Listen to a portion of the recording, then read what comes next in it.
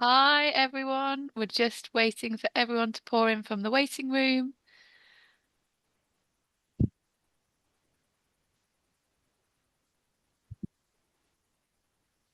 Yeah, this is looking good.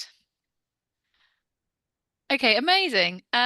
Thank you so much for joining us for this webinar on raising standards in the private rental sector.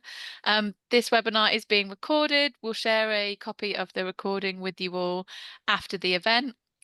Please do keep yourselves on mute, but also do feel free to engage in the chat. Please introduce yourself. If you've got comments as we go along, please do pop them in there as well. And yeah, really looking forward to sharing this piece of research that we've just published today with you all. So yeah, let's get started. Next slide, please, Cara. So, many of you will already know the National Retrofit Hub. We're a non-profit collaborative organisation that brings together all those working in the retrofit sector to enable the local delivery of retrofit at scale. Next slide. Our purpose is really to convene. So we bring together all the people that we talked about, allowing them to collaborate, create partnerships.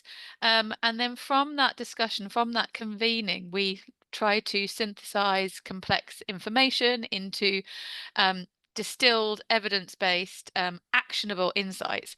And this report is a really key piece of how we do that work. It's been led by Cara Holmes internally for us, and Cara is going to take you through the report in much more detail. The report itself, though, has been supported by Impact on Urban Health. So next slide, please. So I'm going to hand over to Robin and Theo, who have been working with us really closely on this project and providing amazing support for us to make this as impactful as possible. So yeah, I'm going to hand over to those guys to give you a bit of an introduction on who Impact on Urban Health are and to this project. Hi everyone, thanks a lot for the intro, Rachel. And I won't take up too much time because I know we want to get to the report, but I just wanted to give you a brief introduction on to Impact on Urban Health. So we are part of Guy's and Thomas's Foundation, which is one of the oldest and largest health foundations in the country. And Impact on Urban Health is the public health philanthropic arm of the foundation. So our mission is to reduce health inequalities so that everyone living in urban places can have a fair and just opportunity to thrive and live in good health.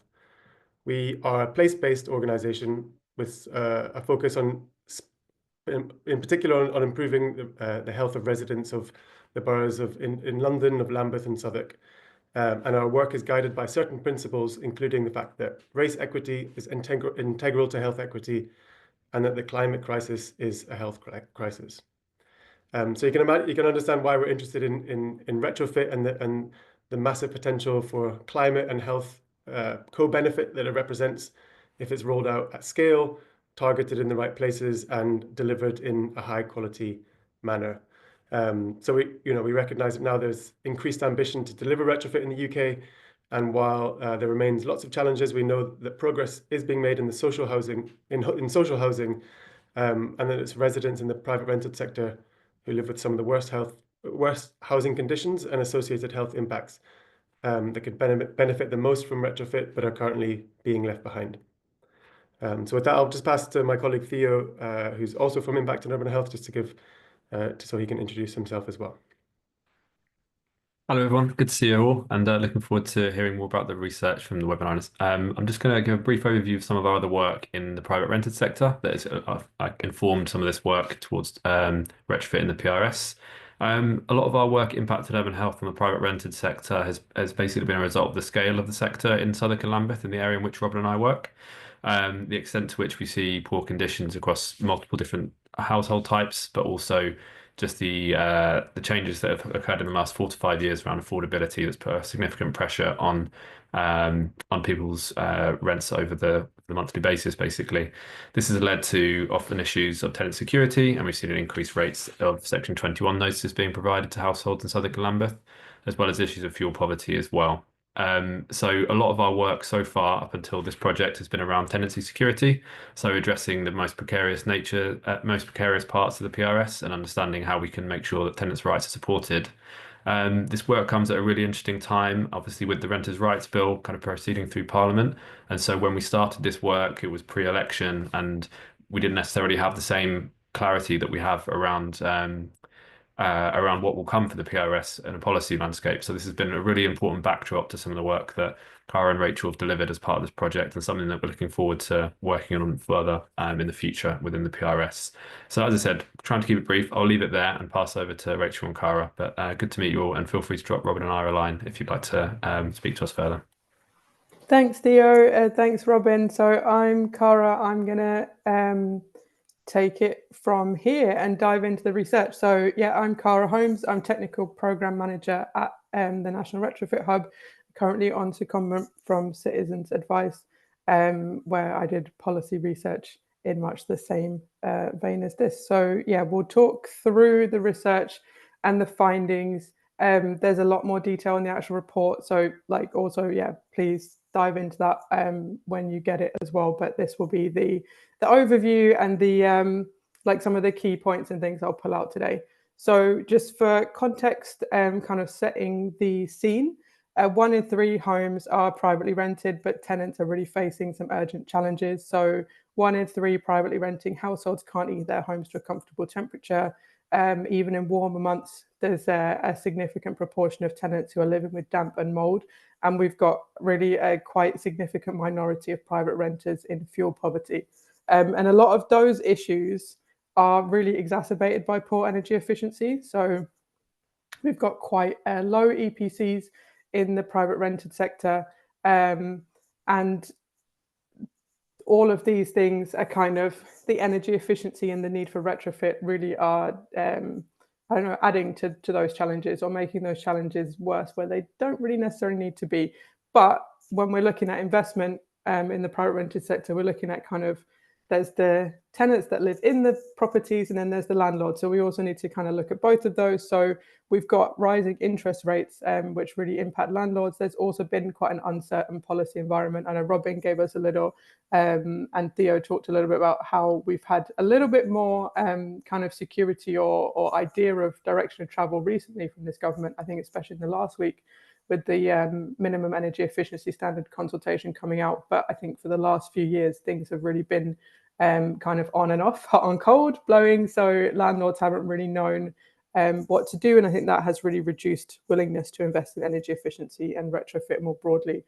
So we've seen numbers of landlords cutting the amount they plan to invest and abandoning their plans for investment altogether.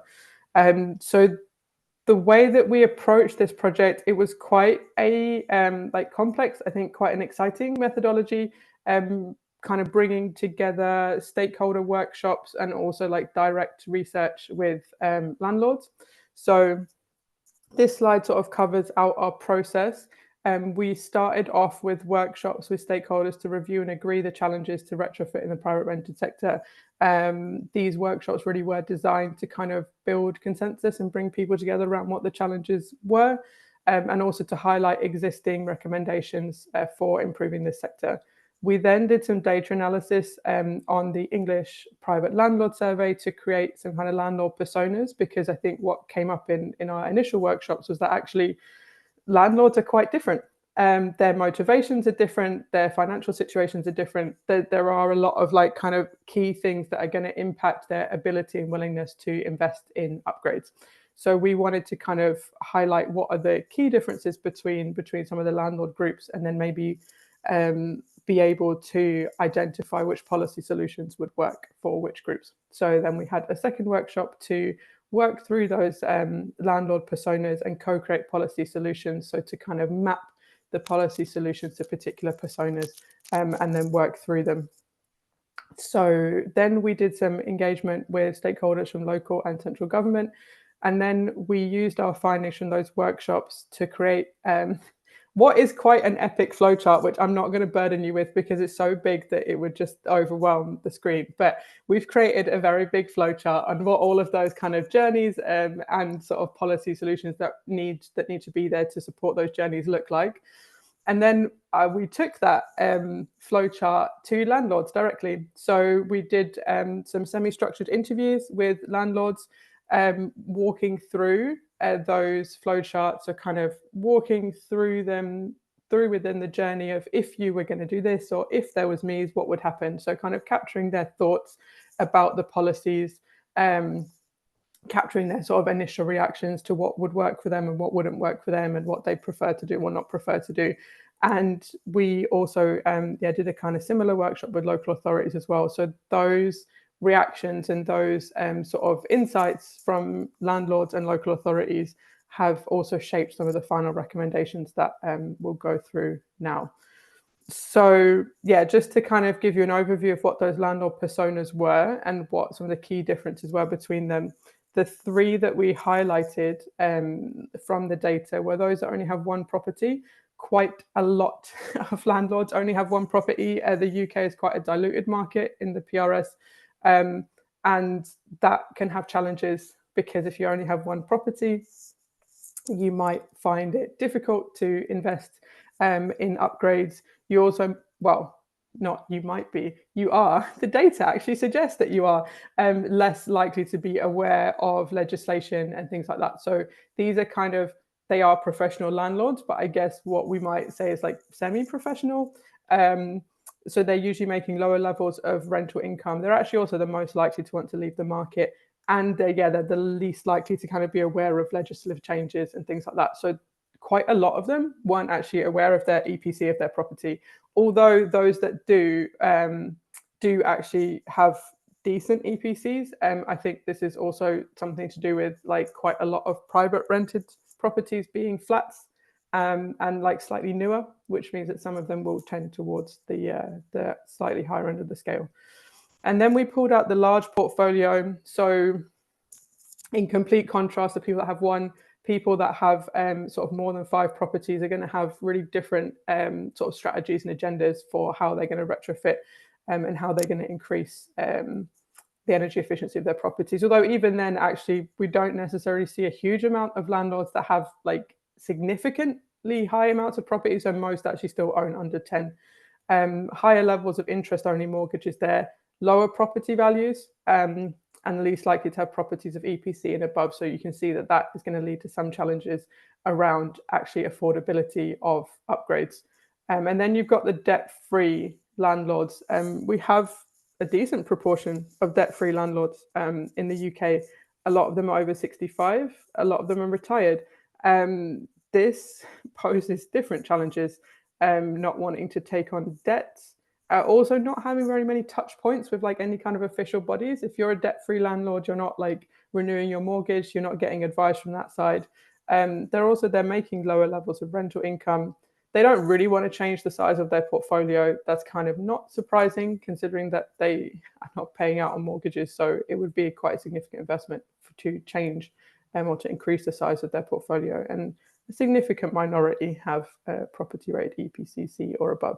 So these are the 3 groups that we kind of really highlighted and sort of carried through this research in terms of, kind of all the policy testing and also the qualitative research. And this slide is kind of intense. I'm going to just give an overview to it, but these are the policies that we worked through in our workshops and that we created to kind of be that, I guess, holistic framework and taking you from the beginning to the end of the retrofit or energy efficiency upgrade journey.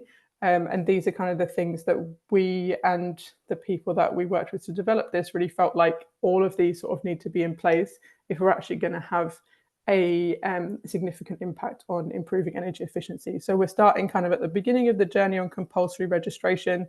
This is something that is being hopefully brought forward in the Renters' Rights Bill, but basically requiring landlords to register because of those sort of personas around people that are debt-free or don't have many touch points. We really felt that compulsory registration is the only way that you're going to get all the information to all the landlords all the time. And otherwise you're going to get kind of pockets of people who are not necessarily aware or not being updated with what they need to do. Minimum energy efficiency standards, like they just needed, right? There's a big supply imbalance of supply and demand in the private rented sector. So without raising minimum energy efficiency standards, the market forces on their own are just not enough to drive up the standards. So that, we talk about carrot and stick, don't we? And I think, this is the stick, you need it. And it's not to say that landlords don't need support to get there, but without raising that, I think all of our evidence is kind of suggesting that nothing's really going to happen. Then advice. So landlords will need advice on how to meet those new standards, and those services really need to provide clear guidance to landlords on how to get to where they need to be. Then we looked at finance options, and actually the reason why there are so many, it kind of goes back to that persona thing that we talked about before, which is that landlords have different investment strategies. They have different kind of financial commitments and constraints. So one type of product is not going to work for everyone. And so we're really going to need to see that diversity of options for people to pick which works best for them. So market-based financial products, like we've seen a few of those emerging, green mortgages and loans, will work for quite a lot of people. But actually something that we looked at through this project is slightly more innovative financing models as well. So on-bill or heat as a service schemes. So on-bill schemes are methods of financing where works are carried out by a third party and repayment costs are placed on energy bills. Those repayment costs are minimal, and the idea is that they should be less than the amount of energy that's saved. So what they're hoping to achieve is bill neutrality, and that your bill remains the same or slightly lower during the repayment period. And then there's heat as a service schemes. I think those, we're seeing some of those start to emerge. They all kind of look slightly different. So not quite sure what is going to be worked out there, but basically how could we find a way essentially to facilitate retrofit to happen in a way that isn't actually costing either the landlord or the tenant much, if anything. Then we also looked at local authority buyout or long leasing schemes. So, I mean, we've all heard it in the last few days, I'm sure, about the flood of landlords that may or may not be leaving the market with increased regulation. Landlords will always be leaving the market. I think part of our research really showed that, like landlords actually are an aging demographic, and the conditions, the financial conditions that made it possible for people to buy so many properties in the first place are changing. So as landlords want to, kind of retire and liquidate their assets, there will always be people naturally leaving the market. And actually, because of interest rates and things like that, it is also harder to enter it. So they're not going to be replaced at the same rate. But the houses are still there. And there is an option for local authorities to buy them. And then there are schemes as well where local authorities do not buy properties, but lease them on long-term rents and then retrofit them that way. And then there's fuel poverty schemes. I mean, there are schemes that already exist. So for eligible tenants, the existing fuel poverty schemes provide a fully funded route to retrofit. And then once retrofit has happened, it's really important that there's an outcomes assessment. So what is actually in place to make sure the work has been done and has been done in the right way to achieve the outcomes that we're looking for. And then there's also ongoing compliance that, is going to be really important. And we see an issue with currently where local authorities are underfunded and struggling to enforce compliance across the sector.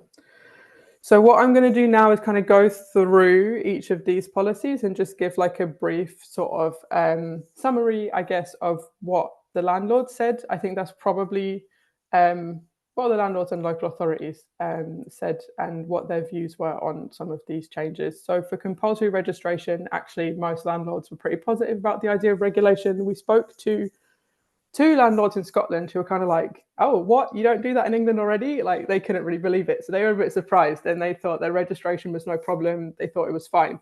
And the only concerns that were raised were around potential costs and overlap with existing local schemes.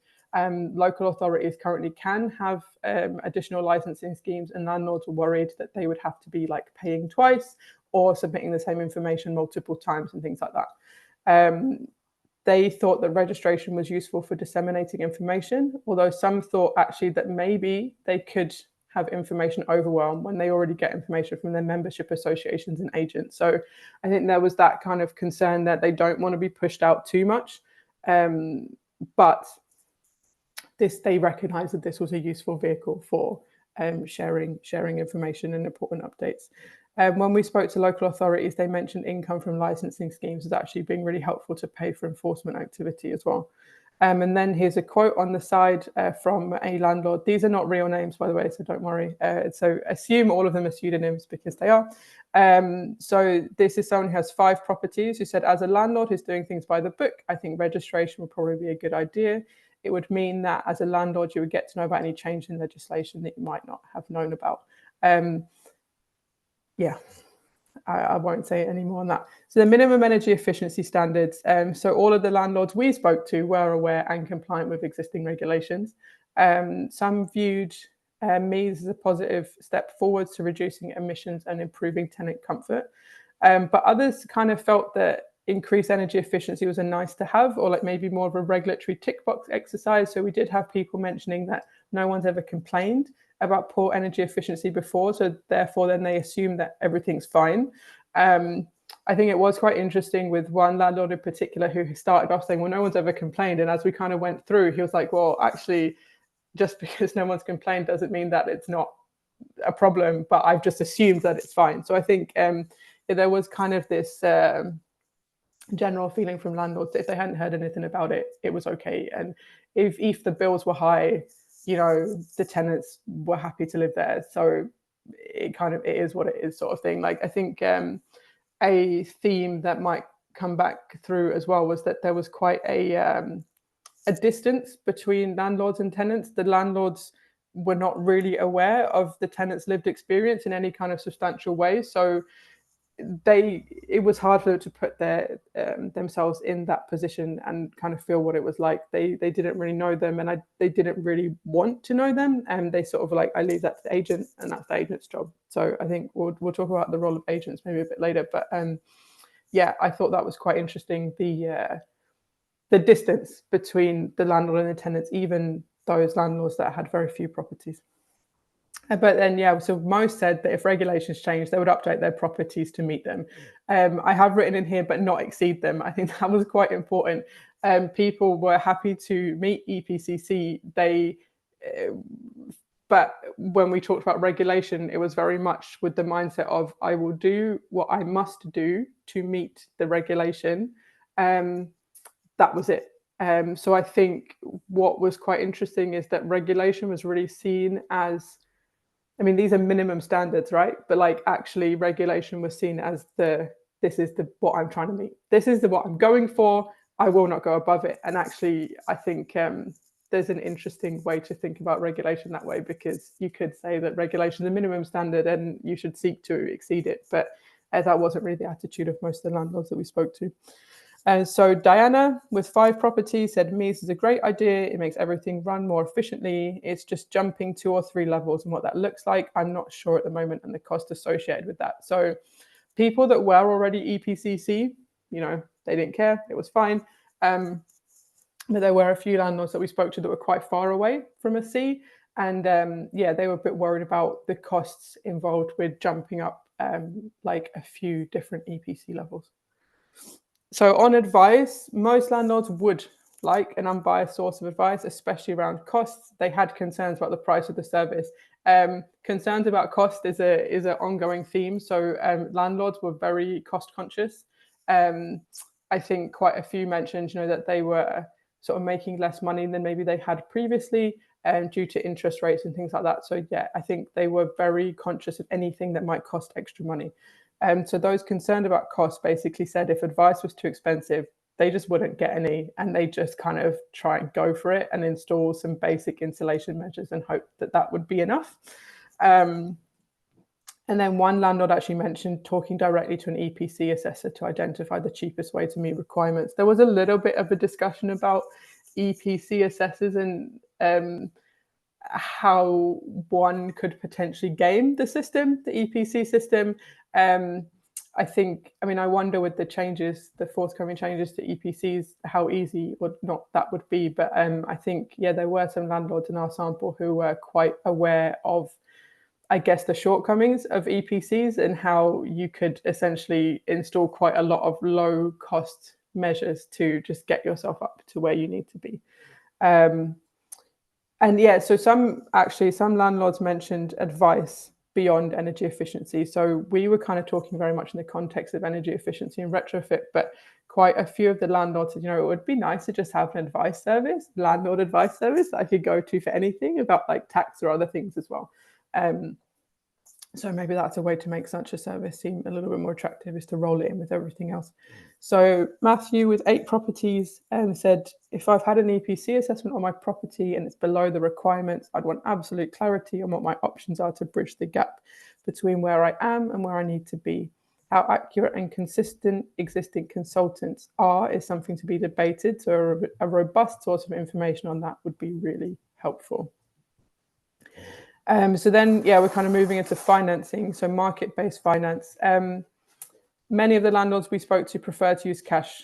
I mean, I think that is consistent across not just landlords, but also other types of homeowners, that retrofit is something that people want to pay for with cash. They don't really want to borrow.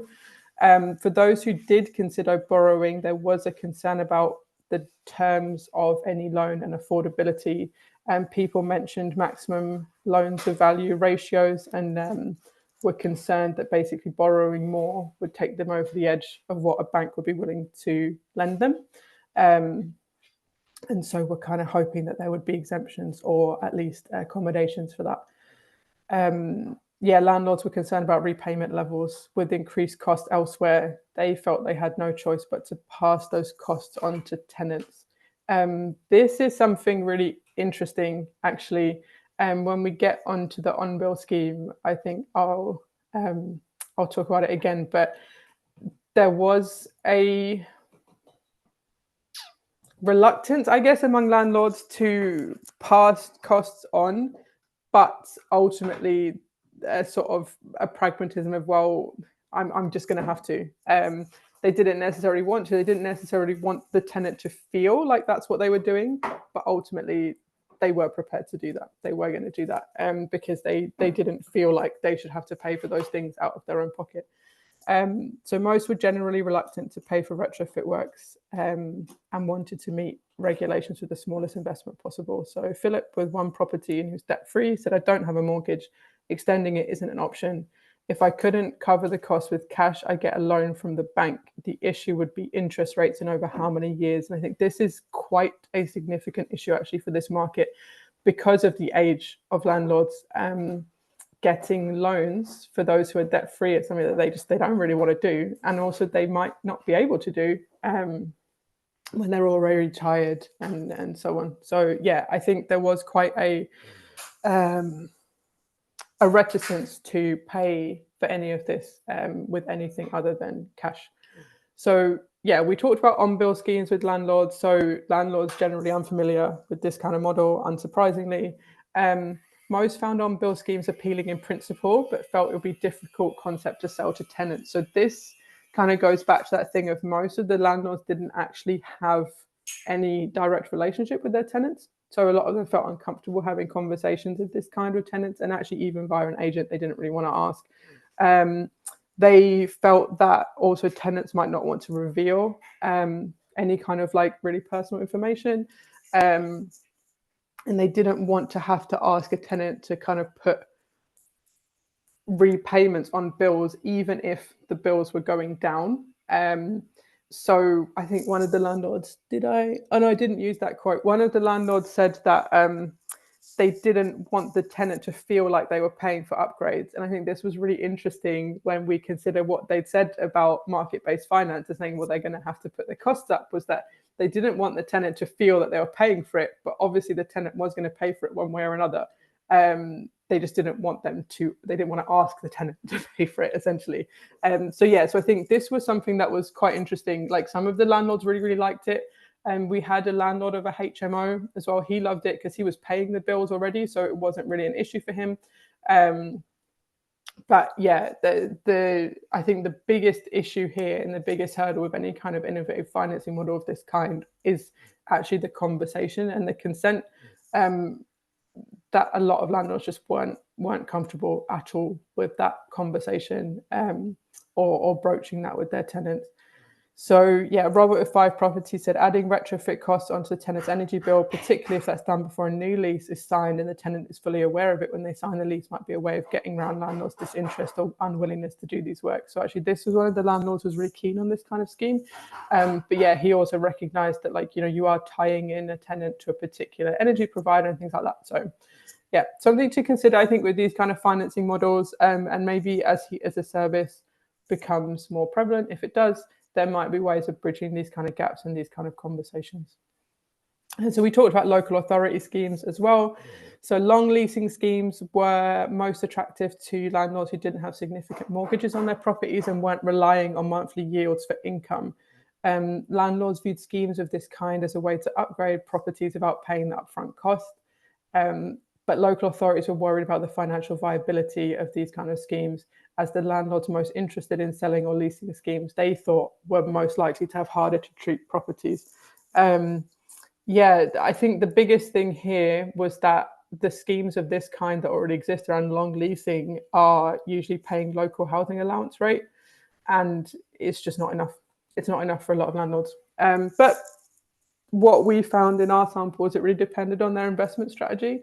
For landlords that were looking at like kind of capital gains and were just holding onto the property as long as possible and then selling it as the kind of their retirement, they were less concerned about low rent.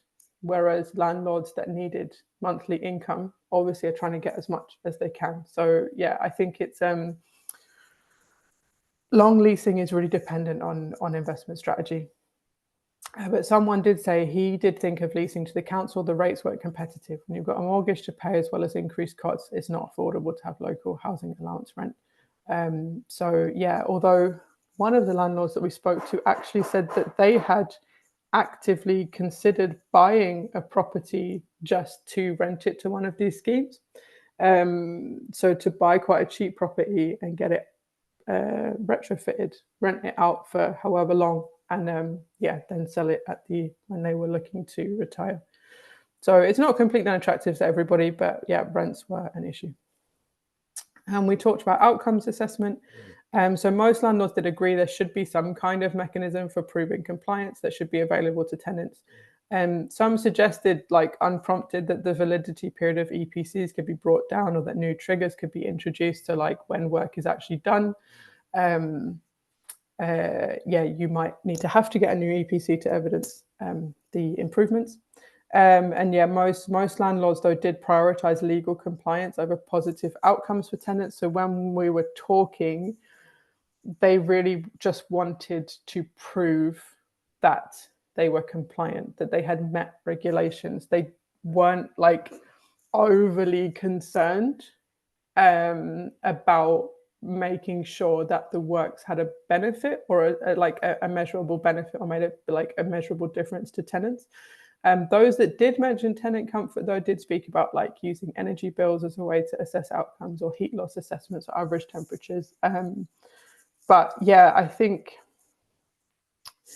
landlords were in general, which is fair enough, right? Like it's a business and it makes sense. They were very concerned to show that they had met a standard. And again, I think because of that sort of distance between them and the lived tenant experience, what the tenants were kind of actually going through in that property was less of a concern. And it was more about like, am I legally allowed to rent this or not? Not, are the tenants experiencing positive outcomes? Are the tenants warm? Are they comfortable? Anything like that. So yeah, so one of the landlords we spoke to said, I think work should come with a new EPC as standard, particularly as you have to prove that you're compliant.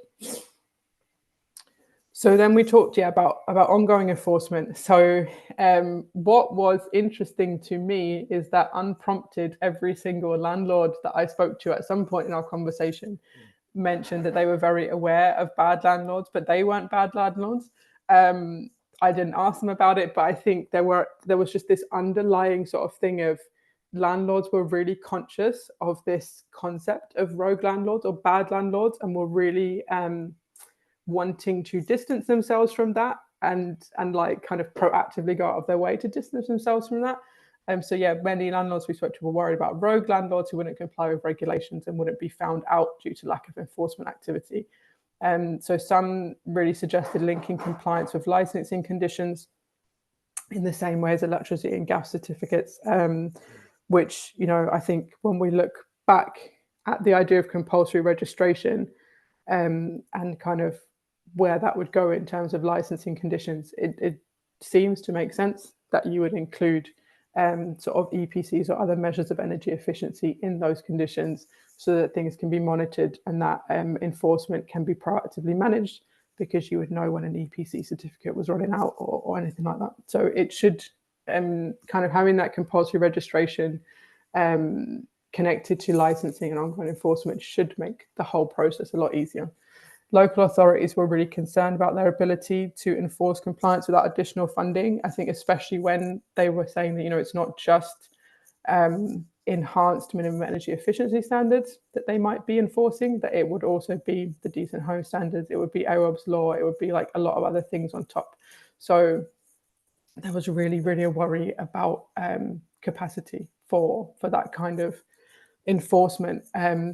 Local authorities actually also did mention whether they were the right level at which to enforce any of these measures, actually, given that tenants and landlords can move quite freely between local authority boundaries.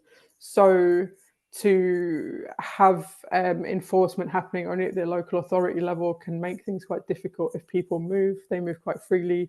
And then, I don't know, I mean, I guess in a scenario that someone was not wanted to be a landlord anymore, there was a significant enforcement action taken against them, they can just move to another local authority and do a similar thing or whatever. So yeah, they were kind of really raising the idea of whether enforcement should be national rather than local. And again, I think when we talk about like if licensing conditions become national, if databases are national, does it make sense for local authorities to be the ones that enforce? So yeah, I think there are questions around both the beginning and the end of the journey that need to be answered, I guess, through the Renters' Rights Bill. And I think it'd be quite interesting to see how that looks like it's going to be fleshed out in practice, because there are some significant sort of subtleties that will make big differences in the implementation of those policies.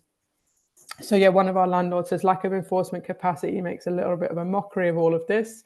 It'll be people like me that are worried about not getting it right or spend the money, and there are those landlords who won't bother and they'll get away with it. So yeah, that was kind of a recurring theme of a little bit of resentment against those landlords who aren't trying their best or aren't doing as much as people viewed themselves as doing, but were getting away with it. So we've made recommendations throughout the report on each of these policies. So some of them are about further research, but what I've highlighted here really are the recommendations that are kind of more policy focused. So we've recommended minimum energy efficiency standards should be increased without delay to an ambitious and achievable target. So what we've really focused on here is encouraging as much retrofit activity as possible, and not necessarily seeking to prevent landlords from leaving the market. Landlords will leave the market for one reason or other at some point anyway. But if we actually want to make meaningful differences for tenants, we need to be encouraging as much activity as possible. We also really don't want the PRS to fall behind other tenures over time.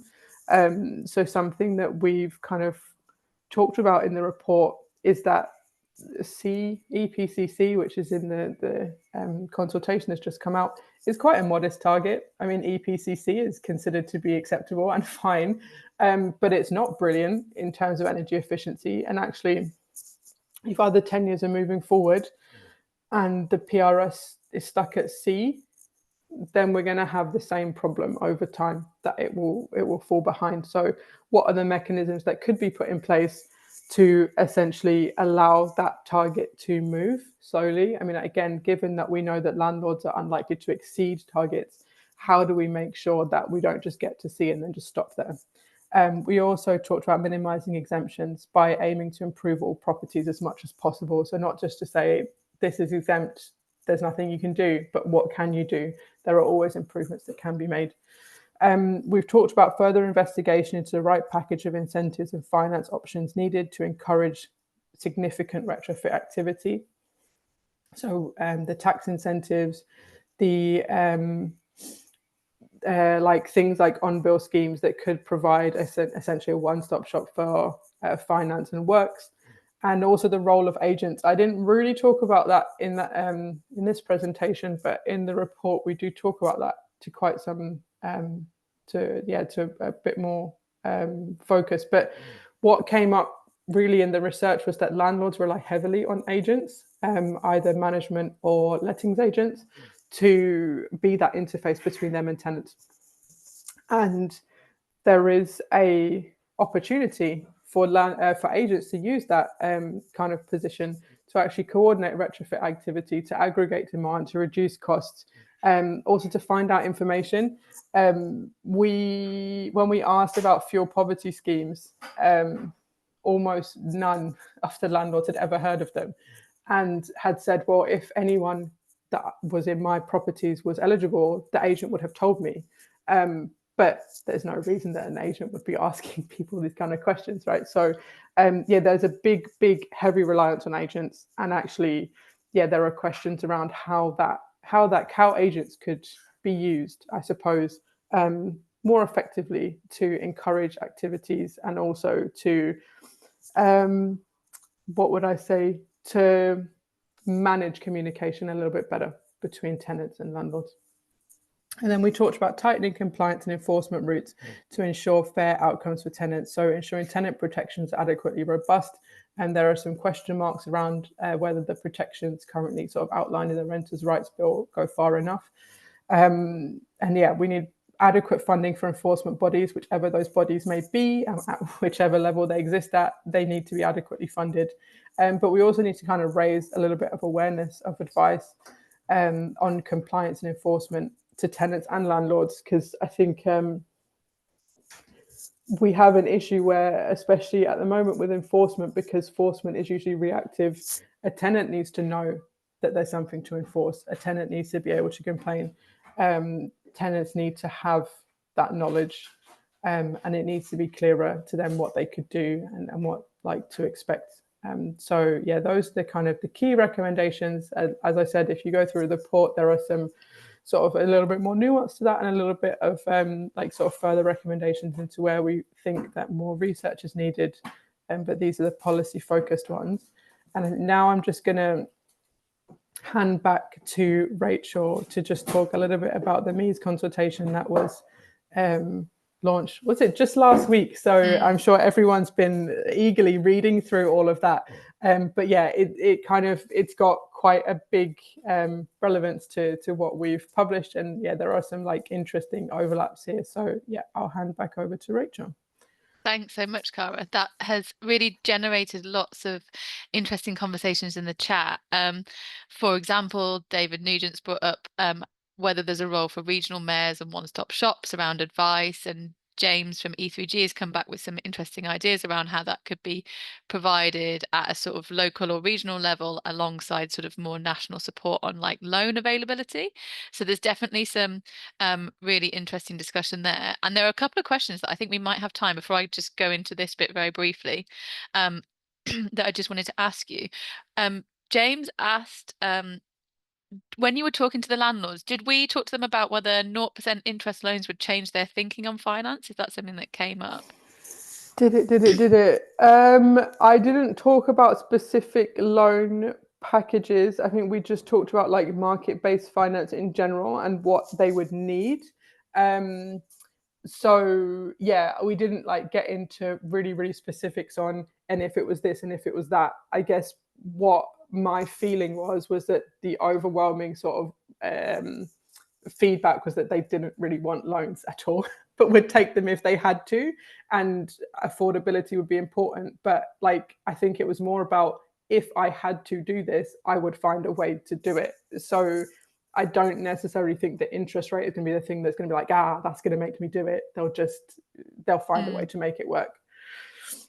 And then the other one, which is, I know is something that you looked into, but potentially this might not be at the forefront of your mind when you were doing lots of the persona mapping, was to what extent landlords are a disproportionately aging demographic compared to the population as a whole. Was that something that sort of stood out from the data? Yeah, they are older. I can't remember exactly off the top of my head how much older, but yeah, they're older than the population at large. A large amount of them are retired, like especially like I said in that debt-free group. And I think like we do talk about this in the report a little bit as well, that there's always this idea that there's this going to be this like exodus from the market if there's any regulation, or that we're already seeing landlords selling up. But I think that when you look at it in the context of the age of landlords and what their investment strategies actually are, it's not necessarily surprising that we're starting to see sales, because if you have bought that property in order to retire, you're going to sell it at some point. And actually, we've got quite a significant proportion of landlords that are already over 65. So I think you can reasonably assume that within the next 5 to 10 years, all of those people will be wanting to sell those properties. So yeah, they are older than average, and I think it's something. I think it's a really important contextual factor to just think about and remind ourselves of when we are very worried about landlords selling. Is that landlords will sell all the time. Most of them do it for retirement purposes. It's not a surprise that they're doing it now. Thanks, Cara. So yeah, as Cara mentioned, the minimum energy efficiency standard consultation has just been released. It closes on the 2nd of May. We've had a quick skim through it, but our intention here is to do some more in-depth analysis, maybe hold a couple of workshops and roundtables, and then do a webinar on the consultation some point in early April before the closing at the start of May. So if you are interested in Me's consultation, please do sign up to our newsletter, because from that you'll get the date of that webinar once it gets released. So really high level overview of it for now, though. It follows on from the initial consultation, which happened in 2020, and it's seeking views on using the new metrics that are proposed within the EPC EPC consultation within MES. So having a requirement for a certain fabric performance, and also either a certain heating system ranking or a certain smart readiness. They are consulting on raising the cost cap up to £15,000, but with some exemptions that might bring that down to £10,000. They're also consulting on whether or not MES should be applied to short-term lets, and how MES and this regulation can encourage the uptake of smart meters. Next slide. So there's also an opportunity to feedback on the 2020 consultation, which includes things like the quality of energy performance improvements, the maximum fines that should be levied, adjusting the COPS cap for inflation, how a database might work. And within Cara's report, there's some information on the Renters' Rights Bill and how that might impact databases. It's also looking at local authority powers, tenant powers, disclosure, benchmarking, and how that temporary exemption works. So as we mentioned, we think that this is a really powerful tool to help with sort of improvements in the private rental sector. And getting this right is really crucial. We've got to make sure that it is ambitious, because as Cara said, essentially for most landlords, it will likely be seen as a ceiling rather than a floor. So we've got to make sure that it manages to deal with the health and well-being issues associated with poorly performing homes as well. There was a great comment from Hannah on historic buildings in the chat as well. And I think the way that this applies to historic buildings is going to be something that needs some detailed consideration, so that we are incentivizing the upgrades to those that make the most sense for them, getting them as far as they can, but not promoting measures that are not appropriate. So yeah, lots to talk about there, lots to follow on from. And yeah, I think that's everything from us today. So thank you so much. As I mentioned, please do sign up to our newsletter. Massive thanks once again to Impact on Urban Health for supporting this work. It was really great to start to really embed some of our thinking around how health outcomes are so linked to the performance of homes. particularly with a focus on this sector. So yeah, really looking forward to doing more together. If you've got comments, let us know. And thank you everyone for joining. And thank you, Cara. Thank you. And yeah, we'll look through all of the chat. I haven't had a chance to look at it as I've been going through, but I will be looking forward to reading it. And yeah, if there's anything that like people want to get in touch about, please do just get in touch, and we'll be great to chat it through at some point. Bye. Everybody. Thank you. Wow. Bye bye.